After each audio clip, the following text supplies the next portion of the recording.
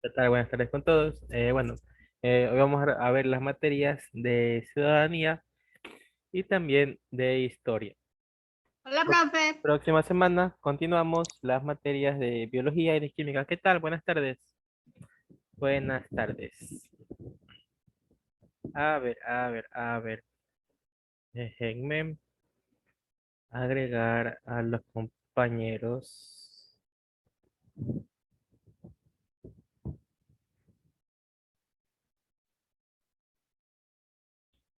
Ya, listo. Bueno, vamos a continuar con la materia de ciudadanía. Nos habíamos quedado en el ámbito de educación. Todo esto con respecto a los aparatos ideológicos. Ya, entonces vamos a continuar en el tema de la educación, el cual es un tema bastante importante y por el cual ustedes se están instruyendo en este momento. Entonces, déjenme ver si no hay nadie en lista de espera porque después se corta la grabación cuando alguien va entrando. Aquí todos están listos. Buenas tardes, soy Michelle Andrade, Buenas referente a tardes. la ley siguiente, que recién me conecto, no sé si me nombró en segundos. No la he nombrado, pero sí la tenía presente. Ah, ya, ok.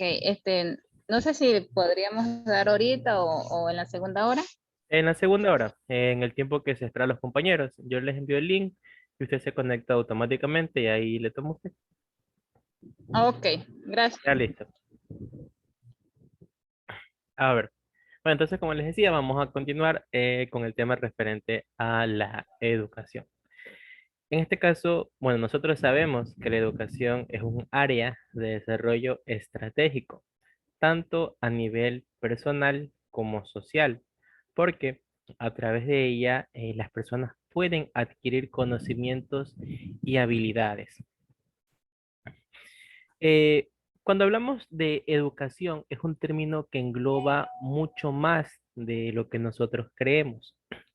Uno escucha educación y lo primero que se nos viene a la mente es una escuela, un colegio, ¿verdad? Una universidad en algunos casos, universidad, pero por lo general nosotros lo tomamos como una escuela o colegio. Pero es un tema un poco más amplio del cual nosotros tenemos en nuestro diario vivir. Por ejemplo, si una persona X, sea o no sea profesor, imagine que ustedes están con un mecánico, ¿verdad? Ya están con un mecánico y esta persona le dice, bueno, si te ocurre esto, tienes que poner esto acá, esto acá, esto acá, esto acá. Usted está adquiriendo educación, está adquiriendo habilidades y conocimientos con respecto a en esa área. No es por lo tanto, usted no está en una escuela, no está en un colegio automovilístico para aprender, sino que los conocimientos que tiene esa persona, en este caso el mecánico, se los está pasando a usted. Es como una antorcha que se pasa entre personas. En este caso le está pasando un poco de sus conocimientos que él tiene.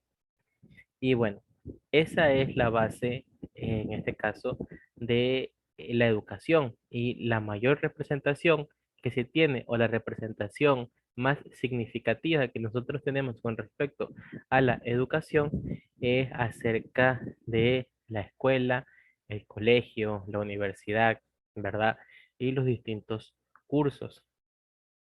Además, que la educación ayuda a desplegar lo que son las capacidades intelectuales que a su vez permitirían transformar la realidad a través de la creatividad y la producción, generando nuevos conocimientos, nuevas técnicas, saberes, artes o también cultura. Pero la educación también tiene una limitante bastante grande, el cual es la sociedad en la que se vive. Ustedes saben que nuestra sociedad no se caracteriza por tener una educación completa. Siempre hay factores, siempre hay barreras, los cuales no permiten que nosotros terminemos con nuestros escalones educativos. Y bueno, en este caso, ustedes están sobreponiendo ese escalón, puesto que ustedes decidieron volver a retomar sus estudios por diferentes motivos, obviamente. Cada uno tendrá un motivo diferente, pero están rompiendo ese esquema de que suelen decir, ya que voy a ponerme a estudiar a mis 25, a mis 30, 40 años, ya no sirve de nada, voy a perder tiempo y todo eso. Y bueno, el tiempo va a seguir pasando. Usted de aquí a 10 años va a cumplir los mismos 10 años. Pero ¿qué es mejor? Cumplir esos 10 años sin, en este caso, obtener su título de bachiller o decir que de aquí a 10 años usted ya es bachiller, está siguiendo algún curso, está siguiendo alguna carrera en muchos casos. Recuerden que nosotros, que el tiempo es solo una barrera física, la cual va a seguir pasando. Si usted dice, ya tengo 30, 40 años, ya que me voy a meter a una carrera, ya no tengo, ya eso no es para mí. Y bueno, usted dice eso ahorita, de aquí en 10 años, en el 2032, si usted se hubiera metido, ya tuviera su carrera, ya lo hubiera completado. Pero si no se metió en esa carrera, va a estar en lo mismo. Recuerden siempre eso, de que el tiempo solo es un número, ¿verdad? Que es cierto que cuando uno va creciendo, tiene familia, tiene responsabilidades, pero siempre hay maneras. Por ejemplo, miren ahorita ustedes, miren esto de la pandemia, y aún así, si no hubiera pandemia, ahorita estuviéramos en las clases, estuviéramos en las aulas, ya estuviéramos en la última hora, ya estuviéramos en la última hora recibiendo clases y ya estarían listos para su casa una vez a la semana recibiendo clases. También hay universidades que se manejan de ese modo, las universidades a distancia. Hay cursos, hay carreras cortas, hay carreras largas, ¿verdad? Y cada uno de ellos es según lo que ustedes deseen seguir. No hay un límite. Lo único que se necesitan para sobresalir son las ganas, ¿verdad? Que también depende un poco de la suerte. Bueno, también, bueno, metiéndonos nuevamente en el tema, dice que cuando una persona asiste a un plantel educativo se relaciona con otros seres humanos, que eso es primordial y es algo que se ha perdido.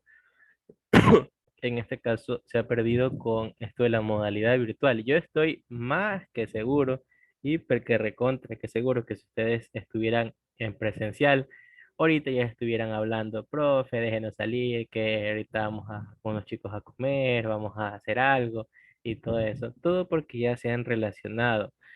Si ahorita les pregunto, ¿cuántos de ustedes se conocen en persona? ¿Cuántos de ustedes se han hecho amigos o se han hecho conocidos? Muy difícilmente del 100% me va a decir un 30 o un 20 o quizás ninguno. Pero si estuvieran en presenciales sería muy diferente.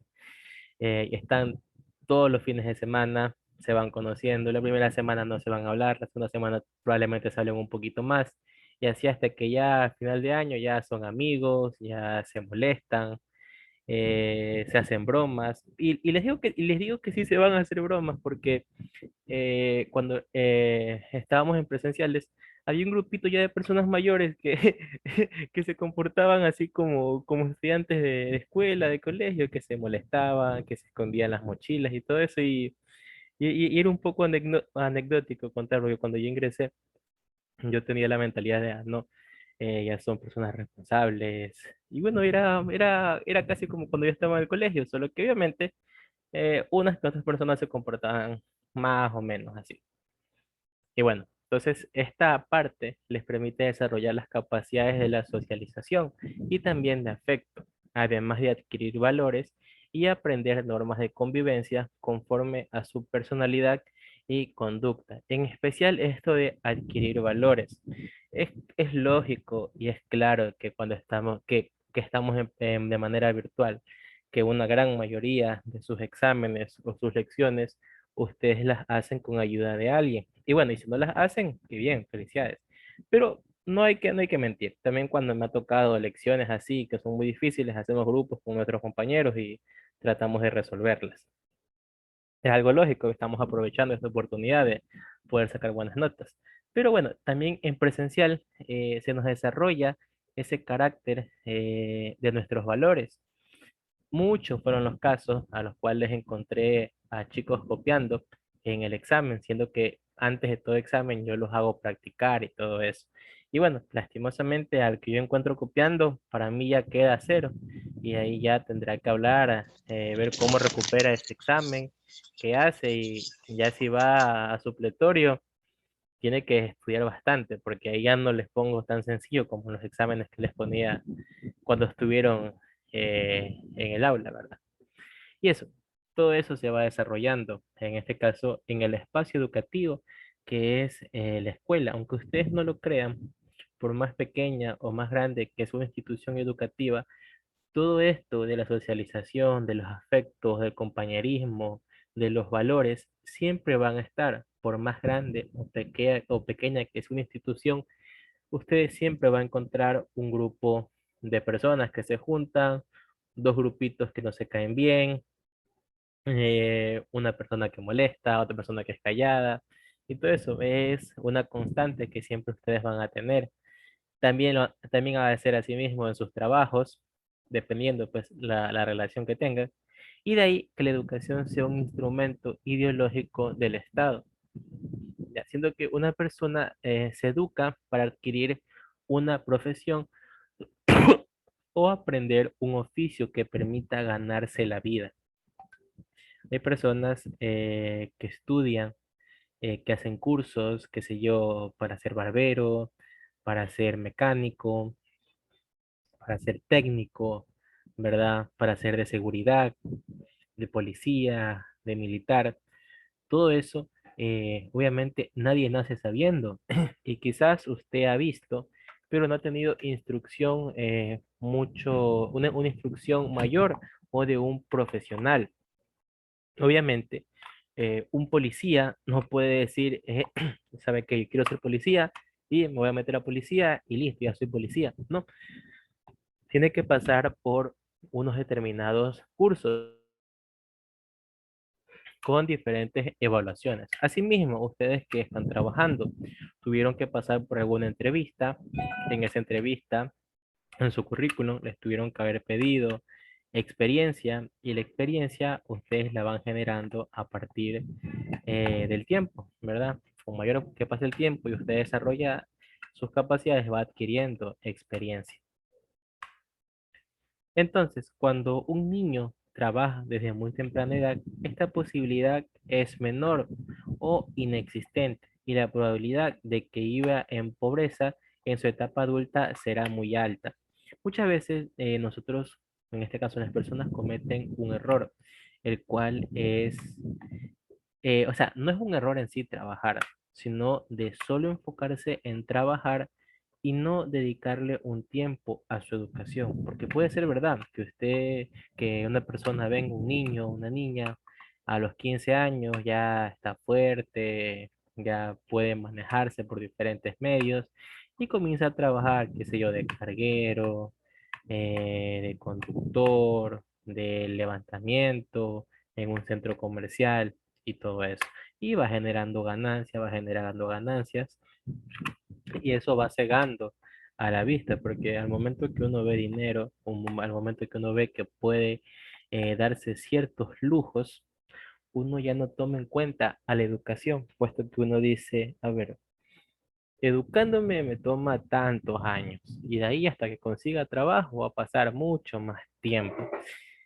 Entonces yo estoy trabajando, ya ese tiempo que lo pierdo estudiando, como suelen decir, ya lo estoy ganando dinero, estoy generando dinero, no estoy siendo mantenido por nadie, tengo mi familia, tengo mis hijos, perfecto, ¿verdad? Pero recuerden que el cuerpo y también el tiempo pasan factura. Entonces, esta persona que antes podía cargar 10, 20 sacos, ya con el paso del tiempo ya no cargue esos 10, 20 sacos, sino que va cargando 5 sacos, 2 sacos, tres sacos. Y una empresa, por muy buen trabajador que uno haya sido, siempre va a buscar sus intereses. Entonces, ¿qué le dicen? ¿Sabes qué? Fulanito, Juanito, hasta aquí llegamos y muchas gracias por tu servicio, tome su liquidación, nos vemos, cuídese, tenga buena vida. Entonces viene esta persona y queda desempleada a los 40 años de edad, a los 35, a los 45 años de edad. Están casi en la mitad de su vida, donde sus hijos, probablemente si tuvieron hijos a los 20, 25, recién están ingresando al colegio, otros que han tenido recién, están en la escuela. Y vienen ahí los problemas del desempleo, porque ven esta persona y es una manera en la cual las empresas reclutan a su personal. Ven, a ver, es joven, no tiene experiencia, contratémoslo, lo explotamos, ¿verdad? Ven a una persona ya adulta, dicen, a ver, tú eres adulto, no tienes ninguna clase de título que te respalde, entonces para mi empresa no sirves. Y es ahí cuando uno se pone a pensar, chuta, ¿qué hubiera sido si en lugar de haber comenzado a trabajar temprano, también hubiera dedicado tiempo a los estudios, así como ustedes están haciendo? Algunos trabajan y también están estudiando. Ya en un cierto tiempo, un año, año y medio, ya ustedes van a tener su título de bachiller y ahí ya si ustedes desean seguir la universidad, ya eso es cuestión suya, pero ya ustedes se pueden defender con su título de bachiller, cosa muy difícil que otra persona sin ese título pueda hacer. Entonces, ahí viene lo contradictorio. Cuando uno es joven, y está con un título, por lo general no les suelen dar muchas oportunidades. Eh, y cuando ya una persona es adulta, ya es vieja y tiene un título, uno o varios títulos, obviamente a las empresas les va a interesar. ¿Por qué? Por la experiencia que van adquiriendo. Esto en la educación es un poco contradictorio, puesto que mientras más viejo se hace uno, mientras más educación, más cursos, más títulos uno consiga, con el paso del tiempo esto va pesando mucho más. No es por nada que ustedes, ¿a quién le confieran más? ¿A un doctor viejito o a un doctor joven? La mayoría decir, no, yo lo voy a confiar al doctor viejito, porque el doctor viejito ya tiene más experiencia, ya le sabe a las cosas, ya entiende esto, ya ha pasado por miles de casos, y siempre van a menospreciar colectivamente al profesional que se lo vea joven, ¿verdad? Y eso, esto es así, es parte de la educación. Además que, bueno, la Constitución del Ecuador del 2008 garantiza lo que es la gratuidad de la educación para facilitar su acceso universal.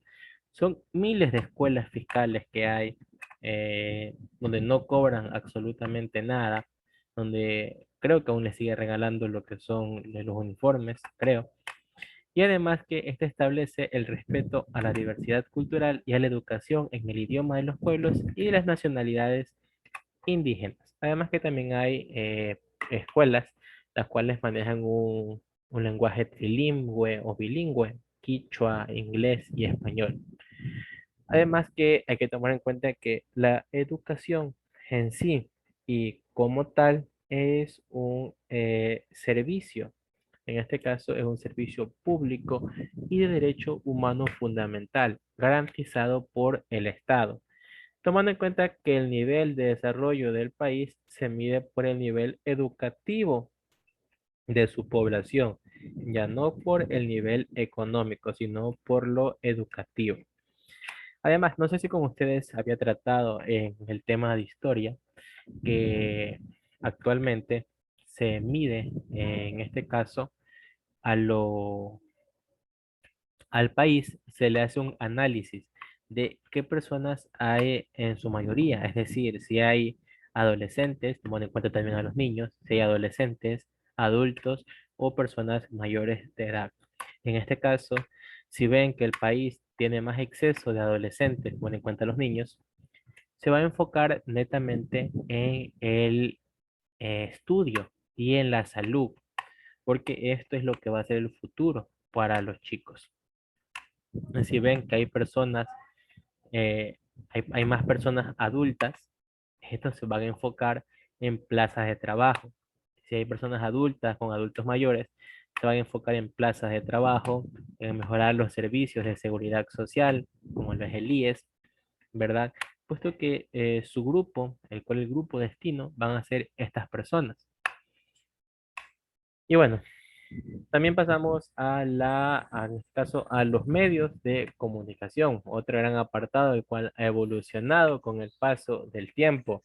Ahorita estamos hablando, nos estamos comunicando a través de uno de ellos, que es el Internet, donde anteriormente uno para comunicarse con otra persona utilizaba lo que era la escritura y en pocos casos el habla. Solo las personas que tenían teléfono en ese entonces, hace unos 20, 25 años atrás, personas que tenían un teléfono convencional, los famosos raspayelos, asumo que alguno de ustedes lo tuvo que haber tenido, los raspayelos, era bastante difícil comunicarse por ese medio, entonces todo se manejaba por cartas, ya si no les tocaba visitarlos netamente para contarles algo. Pero ahora es tan sencillo como coger nuestro teléfono, descargar Facebook, buscar Juanito de los Palotes, encontrarlo, decirle hola, ¿qué tal a los tiempos? Agarrar nuestro celular, agarrar, preguntar el número de esta persona y hablar con esa persona. Y tan sencillo. En cambio antes, ¿no? Que hay que ir a cabina, que si está en Estados Unidos hay que llamarle en una hora en específica, que la llamada me cuesta $1.50 el minuto, que si está en Europa me cuesta tanto. Y bueno, todo eso ha ido evolucionando, donde ahora nosotros podemos saber acontecimientos de otros países de una manera súper rápida. Correcto.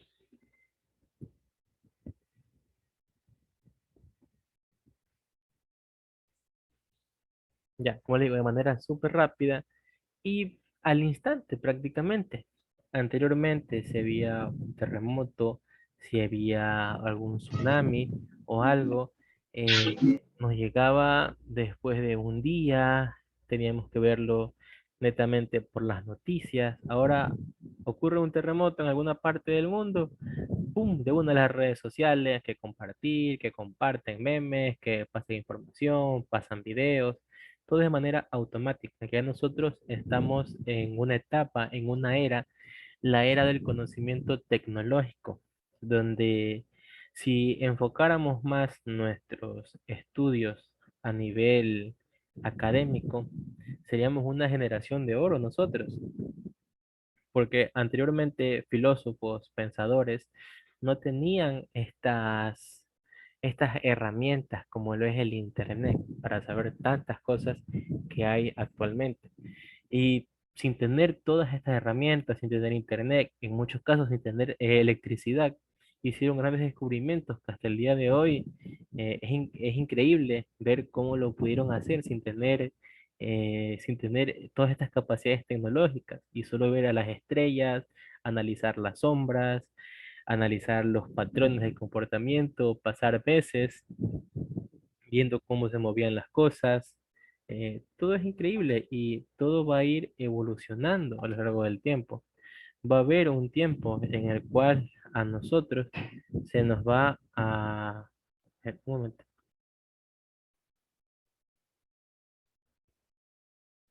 Va a haber un tiempo en el cual ahorita el internet o algún medio de comunicación que nosotros tengamos para nuestros nietos, bisnietos, para nuestros hijos, van a decir, uy, pero eso es demasiado anticuado, eso es demasiado antiguo, y nosotros nos vamos a quedar con cara de, ¿cómo me vas a decir que es demasiado anticuado si me puedo comunicar a través de mensajes y todo eso? Quizás más adelante ya la comunicación será de manera holográfica, así como se lo ven en las películas.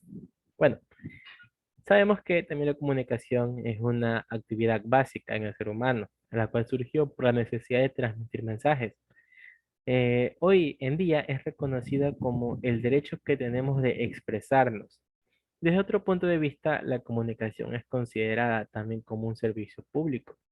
Los medios de comunicación son los instrumentos que facilitan esa comunicación.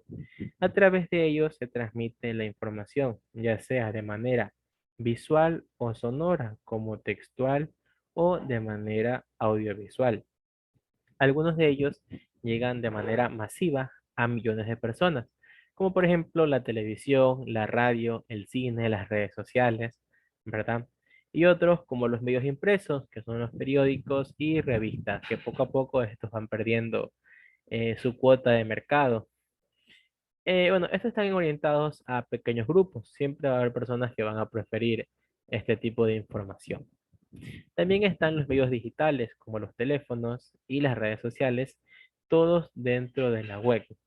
Y bueno, a través de los medios de comunicación se transmite información sobre acontecimientos políticos, económicos y culturales que suceden tanto a nivel nacional, local o a nivel mundial, que en ellos se analizan los problemas que hay en una población, se hacen análisis y se orientan a las personas sobre los temas específicos. Esta información también transmite una ideología de valores de valores morales, políticos o religiosos, y de ahí que se considere a los medios como un poder, pues según cómo se traten o se manipule la información, pueden incidir en el pensamiento o en la conducta de la población. Ustedes saben que las personas tienen, bueno, en este caso los que tienen mayor cantidad de seguidores pueden influenciar al pensamiento de otras personas que no tengan mucho pensamiento crítico, ya sean periodistas, comunicadores y todo eso. Por ejemplo, un caso fuera de ámbito político como tal, es lo de los periodistas. Los periodistas,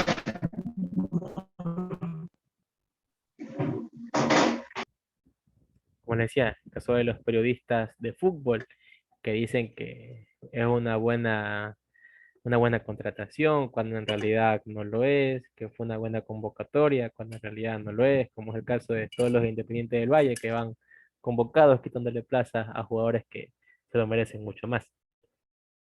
Bueno, esta información también transmite una ideología de valores, como les mencionaba, políticos y morales. Y al estar los medios de comunicación en manos privadas, su uso depende del interés de su propietario. Y si se actúa así, esto va, en este caso, en contra de la democracia, que establece el derecho de las personas a acceder a los medios para expresar sus posiciones. En democracia se garantiza además la libertad de expresión, que es la posibilidad de que todas las personas se expresen, observando el respeto a los demás y a la preservación, en este caso, de lo que es la paz. Ahora vamos a ver la diferencia entre Estado, nación y gobierno. Y con este último tema culminamos. Nación, por un lado, hace referencia a un colectivo humano que mantiene elementos comunes que caracterizan su identidad, lo que la convierte en un grupo único y diferenciable de los demás. Estos elementos son lugar de nacimiento y de vida, es decir, el espacio territorial que ocupa, la condición étnica, cultural, histórica y lingüística. Este colectivo humano mantiene lazos económicos y fraternales que consolidan su unidad. Este concepto es antropológico y se encuentra relacionado con la cultura de un pueblo. La nación ha existido desde antes del Estado. Su rol ha sido caracterizar culturalmente a un pueblo, generando entre las personas un vínculo y construir un solo cuerpo social, ideológico y cultural que mantiene las diferencias para construir un ente homogéneo, diverso, pero a la vez unido. La nación, por otro lado, no siempre está relacionada con el territorio. Hay estados sin una nación única, como el caso del Estado español, que concentra algunas naciones, la catalana, las vascas, los gallegos y castellano. También hay naciones sin Estado, como es el caso de los kurdos o los palestinos, quienes luchan por el reconocimiento de un territorio y de un Estado como tal. No es el territorio lo que define una nación, sino los elementos de identidad cultural e histórica y de pertenencia a un colectivo humano. Las naciones europeas surgen en los siglos XVI y el siglo XIX, al final del feudalismo e inicios de la modernidad con el capitalismo, en un contexto en el que era necesario consolidar la identidad de los países europeos y marcar lo que era su predominio económico. Los países de América Latina, inspirados en los procesos, en este caso revolucionarios europeos, conformando sus estados-naciones, cuando a partir de los procesos de independencia dieron final en este caso, a la colonización. Así surgió, por ejemplo, el Estado ecuatoriano en 1830, que ha ejercido su soberanía sobre un territorio en el que se ha sentado la nación ecuatoriana. Inicialmente se reconoció solo la identidad cultural blanca mestiza por ser la dominante y se impulsó la homogeneización de las culturas. No es hasta la Constitución del 2008 cuando se reconoce la diversidad y se consagra la nación plural, reconociendo la presencia de múltiples pueblos portadores de sus propios elementos culturales idénticos. Y el Estado es un armazón institucional que se ubica sobre una nación o varias para organizarlas política y jurídicamente, por ser una instancia de poder que puede fortalecer el concepto de identidad de los pueblos. Tanto la nación como el Estado tienen la misma base social, el cual va a seguir siendo el pueblo. El rol histórico del Estado ha sido imponer cierto orden a la sociedad para controlarla. Por lo tanto, es un órgano de poder autónomo. Y el Estado se muestra a sí mismo como omnipresente y omnipotente, el cual está constituido por varios elementos, el cual es población, territorio, soberanía y poder. La población son los habitantes del territorio. Territorio, espacio físico donde se ejerce la soberanía. Soberanía, autoridad en la que reside el poder político. Y el poder político es la capacidad de mandar. Además que el gobierno se ubica en un espacio de poder sobre la sociedad para organizarla. Como autoridad que es, su rol es dirigir y administrar y controlar las instituciones del Estado en democracia. Tomando en cuenta que el gobierno está formado por un grupo de personas elegidas por el pueblo para administrar el Estado con base en los lineamientos políticos e ideológicos que gozaron de la aceptación popular en las urnas. El tamaño del gobierno también va a depender del tipo de estado que se va a administrar, pudiendo ser nacional, provincial, cantonal o parroquial en muchos casos. Bueno chicos, nos vamos a quedar hasta ahí. Les voy a tomar la lista un momentito y les va a pasar a su grupo.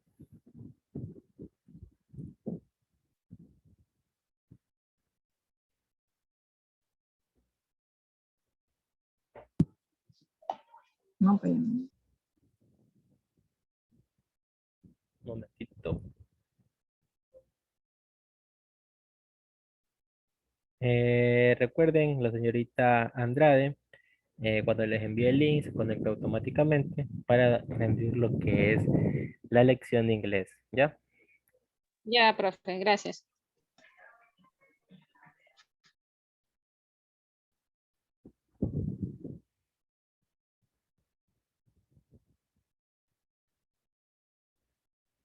Ya, listo chicos. Ya les paso la lista que se termina de convertir el video. Él les envió la lista. Ya, pasen bien.